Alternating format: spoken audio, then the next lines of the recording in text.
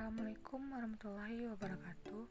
Perkenalkan, saya Septia Yuni, jurusan Perbankan Syariah. Di sini, saya akan menjelaskan mengenai strategi-strategi pemasaran produk yang dilakukan Bank Syariah dalam menghadapi COVID-19.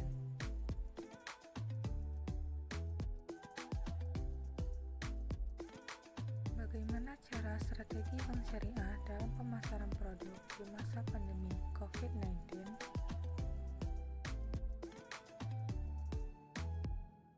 1. Bank harus mengelola mitigasi risiko dengan tepat. Bank juga harus punya peta navigasi baru dan mengelola mitigasi risiko dengan tepat untuk dapat menghadapi krisis yang ada.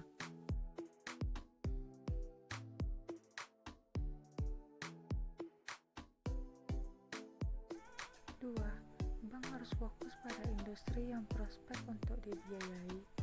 Bank harus tebang pilih pada sektor usaha yang eksis dan berkembang di tengah merebaknya wabah virus corona.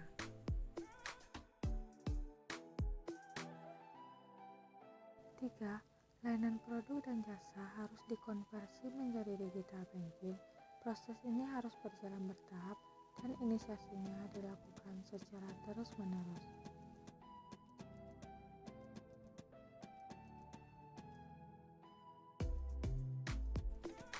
4. Inovasi dan kreativitas bank. Di tengah pandemi, bank dituntut harus semakin berinovasi.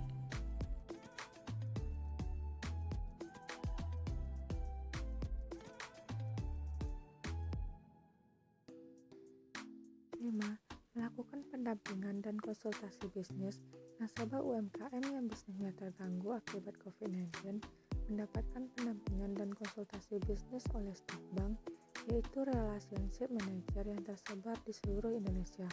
Peran RM ini akan melakukan pendampingan sekaligus sebagai konsultan apabila pinjaman nasabah dilakukan restrukturisasi hingga proses restrukturisasi berjalan lancar.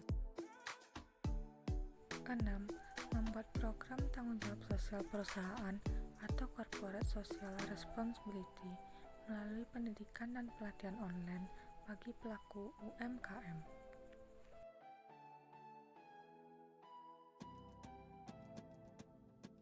Thank you for watching.